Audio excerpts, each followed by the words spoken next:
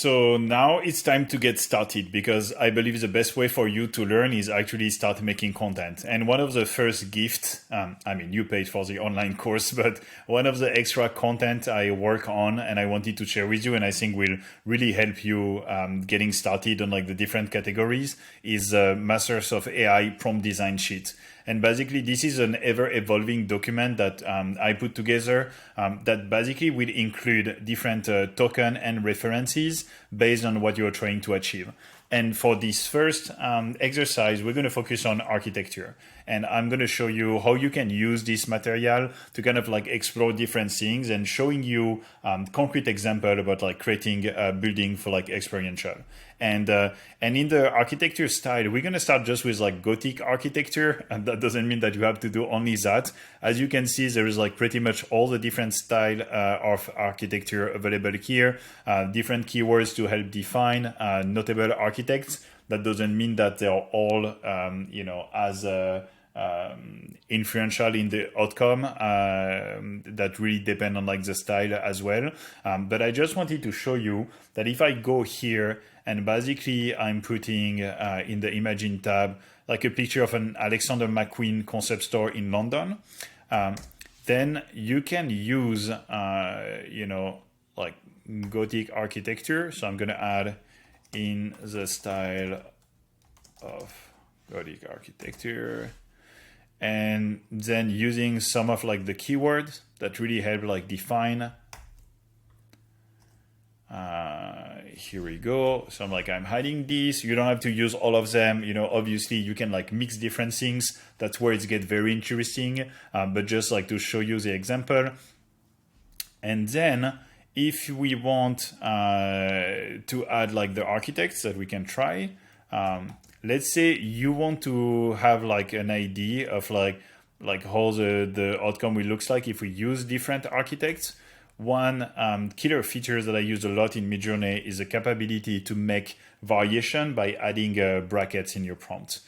So I'm adding a bracket here. I'm putting the architects, I'm closing the brackets. And what it does is everything that you put inside the bracket will be used as a different prompt with a comma. So like in this case, because I have like three different architects, it will like generate automatically 3 different prompts, and that's pretty useful. Not just when you're using person, but like let's say you try like different colors palette, different point of view, like all these different things. You can have the capability to use the bracket to being able to generate this outcome. And then just in terms of like the ratio, I'm going to use -AR, like 4:5. That usually works pretty well. But same thing, I can like add a bracket here and then making it that like if I want like a 1:1, 1:1, and then like a 9:16, I can do that as well. And then I'm going to hit enter. Oh, I'm like on the wrong tab. Here we go. So here you're going to start to like creating all the different content. And as you can see here, there is all my different prompts. Very interesting because it's just like showing you like the impact of the ratio. And in this case, everything here is like showing mostly the inside of the store, which is not like necessarily what I wanted to achieve. So what I can do is like take like something that like I think is like the most interesting, maybe this one. When you are here, you have like multiple function, but like you can use rerun if you want to run multiple times the same job, or you can click use here. And then if you take like a picture outside of an Alexander McQueen concept store, and then we have all the description, and we can have, like building centered in the image, and we can add perfect symmetry. Like let's see how it goes, just like doing some like subtle adjustment.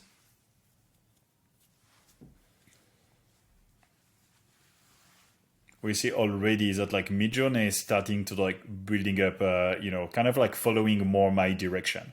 And as you can see here, I feel like okay, this one is like very interesting. The building, the composition is following it. We have these like very intriguing details, and what I can do now is like using one more time like one of like these prompts, and I can run multiple times if I just want to see like how it looks like. So I can keep generating more. Very interesting to see just like the variation between the different images and like the different style. So it's not always following like 100% of the weight of like the messages, like in terms of like color angles, but it's pretty interesting to see like what is able to generate. And if I use the prompt again, and then here, and all black, chrome, reflective, maybe red, just to show you different variation here when you want to like continue to like see like, okay, now I want to like test different colors. I want to test like different style within the same prompt. So I'm doing it.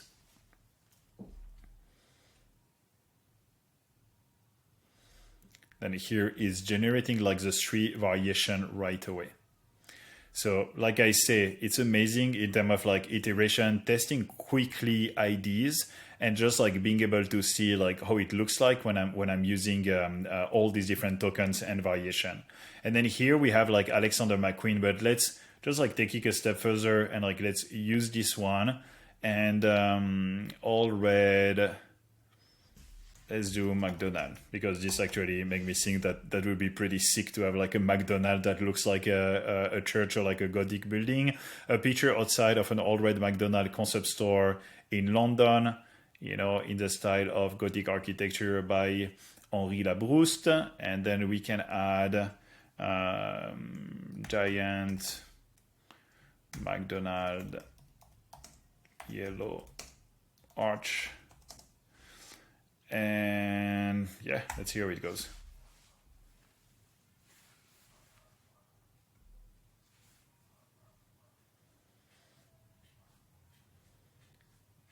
Here we go. So just like that, we're starting to have like different interesting concepts. Like I say, I usually run like, you know, 5 to 10 times just to kind of like seeing what Midjourney will be able to generate. And then we can start to like add multiple variation as well in terms of, you know, like is it like nighttime, daytime, just like adding like more elements. And if you go back to this document, this is where you can see like the different type of architectures and the different things that you can like mix together. So it's super valuable. It's like very interesting. We can just like try another one. Let's go more on like the futuristic side of things. So there is like some keyword here. So we can do, you know, a picture of a futuristic Nike store on the moon. Let's see, just because I don't want to misspell anything while I'm recording with you guys. Like I say, my English is still not perfect, but usually it's okay. And we can add some of this like keyword here.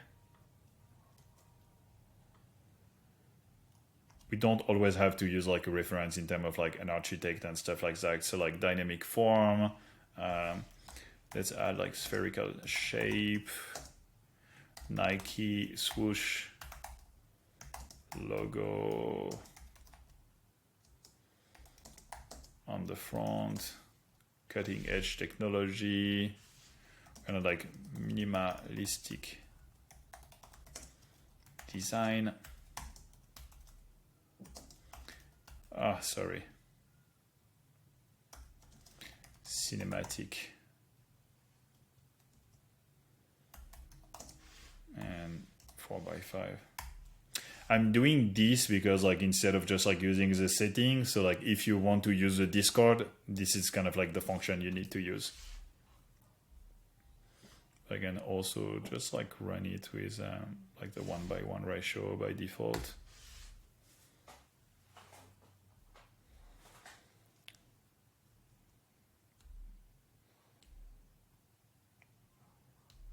And so on the concept side of seeing, this is like very interesting. Obviously, when you find an image that you like, you can decide to like go and like upscale this image. So let's say this is like the concept you're looking for.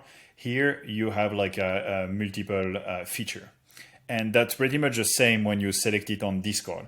But then basically here you can create variation. So you can create like subtle or strong variation. It's very straightforward. Subtle variation will be minimal variation. Strong variation will be stronger variation. Then you can like upscale the image to double the resolution directly within Midjourney. So before you get into Magnifique and other tool, same thing, you can have like a subtle upscaling or more creative upscaling. Remix, I'm not using too much of like the remix feature. If you want to kind of like combine and change certain things. Same thing with the pond. It is like basically imagining what is the content like, you know, on the side, up and down. I'm using more Adobe Photoshop AI to being able to do that. The zoom feature can be interesting depending on the context. I can show you how it looks like here, but it's like basically a zoom out feature. And oops. And then you have the capability to like a very different region within the image. Let's say if there is like something specifically you don't like. Same stuff, I rarely do that directly in Midjourney. I prefer to kind of like do this part more in like editing and post-production. And so if we go back on like this side, here you see what like the first variation looks like. So it's like taking like this image and just doing some like minimal variation. Here there is like more variation. It's still like you can recognize that they're like coming from the same series. Here we have like the upscale.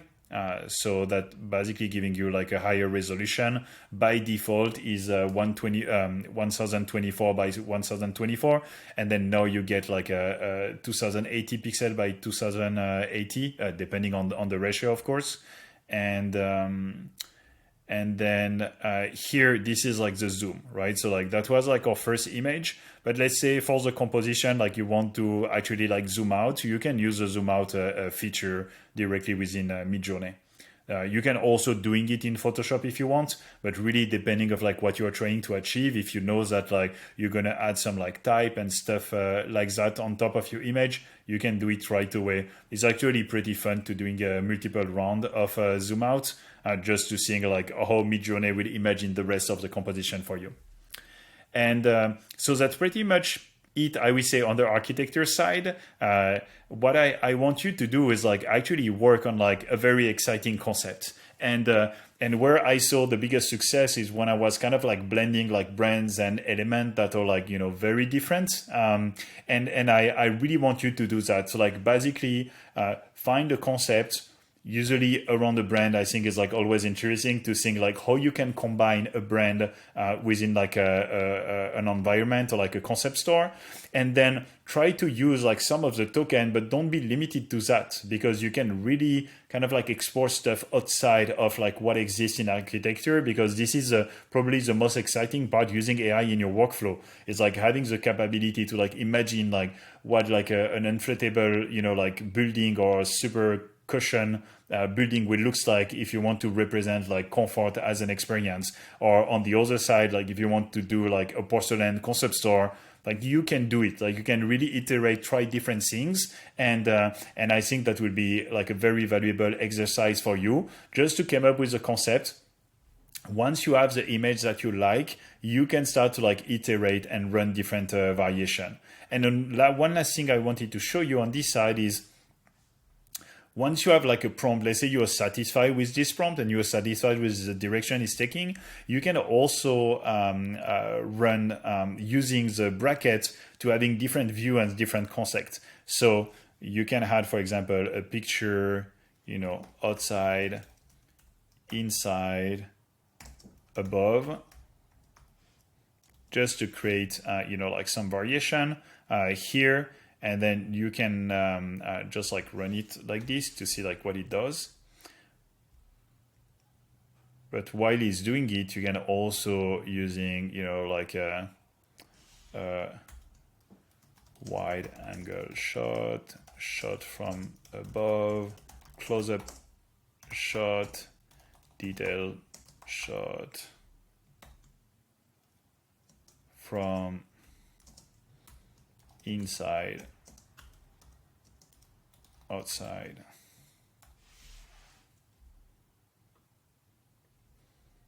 of a futuristic Nike store. And so it's not always like, like here, you need to like refine again the prompt, because in this one I have like the spherical shape elements, right? So like now I'm inside the store. I cannot expect Midjourney to like understand right away that like, okay, now it's inside. Okay, that makes sense. That's work for me. But now I need to like more elements to like make my inside store believable. So then this is when I can like start using it and then adding more stuff, right? So like futuristic Nike Air Force One on display, avant-garde fashion, and then you press enter and you just iterate. But as you can see, in like a couple of like iteration, starting to get like very interesting stuff. Like I don't know where this is coming from, but like I personally really like this, right? It's like, imagine this is like a retail store, doesn't have to be on the moon, and is actually, that can be like a retail experience. There is a moon element here. We're all, seeing the sphere in Las Vegas, but like that's a really cool setup. Like it can be a sculpture that can have like product display over there, and just like iterating within like the different elements. And so here, starting to like building up, having different point of view, having some detailed shots. And then I'm going to talk after about like the curation of like, how do you put like the image together? That's very personal. And, but like here again, now like we're starting to like having the products. I put the Air Force One at the beginning of the prompt. So that's why it's kind of like very focusing on it. But then again, it's like constantly using multiple prompts to being able to just like see what's coming up. And depending of the image you generate, you can like adjust it. But for this like first exercise, try to focus on like finding like one brand, one concept that is strong, and either you want to stay within the brand DNA, or you're trying to like create something like very unique or like impossible. That was like part of my early on project. And then when you have the image, start to like play around with the variation. As you can see, I've been doing this for like 15 minutes now, and I started to creating like a lot of like different content already. And then what I would do is like, when I have images that I like, like let's say, let's keep going a little bit.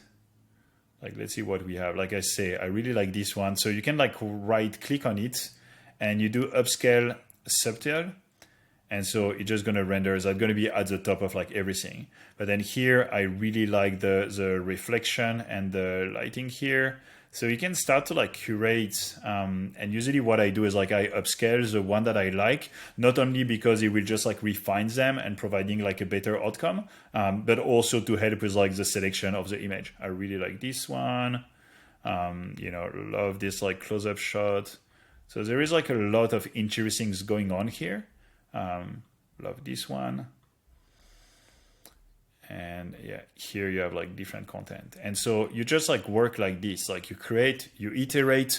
I'm not gonna, do like a 3 hours video, but like I can easily spend multiple hours on like the same series to being able to like get to like the image I want. But as you can see here is like basically starting to like upscaling. That will take a minute, especially if you don't use turbo mode. But like basically you do that, then you're gonna be able to download the image, putting them into Figma or like another tool. I personally love to use Figma, and just like curate a selection and starting to have a cohesive look. And if your goal is to generating like, like 5-6 images that go well together, you're probably going to have to like produce like 10 times the amount of image to being able to curate and put them together.